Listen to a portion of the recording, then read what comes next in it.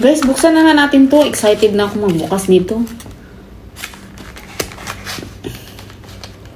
Ano ba talaga yung mayroon dito sa chocolate na to? Ito yung flavor na pinili ko is Kunafa. Yung ingredients lang pala ito, no? Kunafa, pistachio, at saka chocolate. 3 ingredients lang yata yung main ingredients na nilalagay dito. So, ano ba talaga dito, guys? Bakit sobrang mahal nito, no? Nag-sale, kaya isang piraso lang binili ko, guys. Binawasan ko yung iba kong mga groceries para makabili nito. Actually, nag-sale siya, guys. So, 35 dirhams. Okay? So, now is only 24 dirhams. So, around 10 dirhams ang kanyang discount. So, buksan natin to, guys. Hala, guys, mayroong kumain. Ay. See, tingnan natin to kung ano ba talaga ito kasarap. Pag hindi ito masarap, kakatayin ko talaga ito, ha? Ay, itlog mo.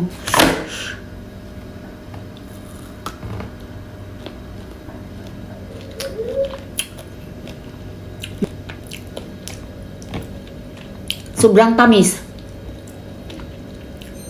Bakit hindi naman ganun ka-crispy yung nakikita natin sa video? Wala talaga siyang crispy. Walang crispy. Wala man.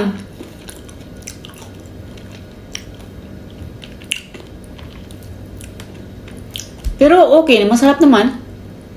Pero sobrang tamis lang. Pero hindi siya ganun ka-crunchy. Ngayon nakikita niyo sa video.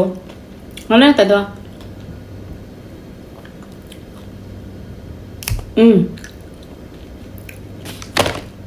Isa pa.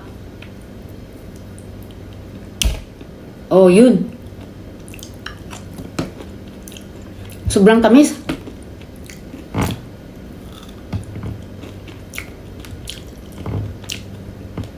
Okay naman siya. Sobrang tamis lang, masarap. Let's crack again. Hindi siya ganun ka-crispy, ano. Ika-crack na natin, guys. Baka mayroon pang maubos dyan na kakain.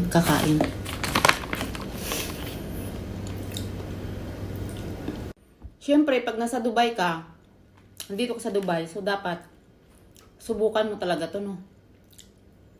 Pero marami na ito sa mga market, guys. Available. Kasi ang pagkakaalam ko sa online, mga around, mayroon siya iba-iba. Pero masarap siya, promise. Magtamis lang. Sobrang tamis.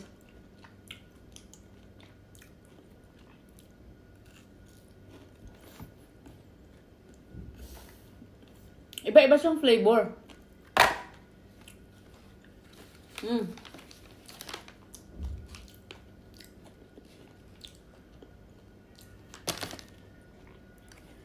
Siguro may isang piraso ka nito, ah.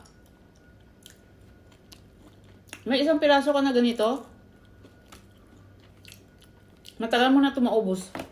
Yung ganito. Pag ikaw lang mag-isa. Kasi sobrang tamis.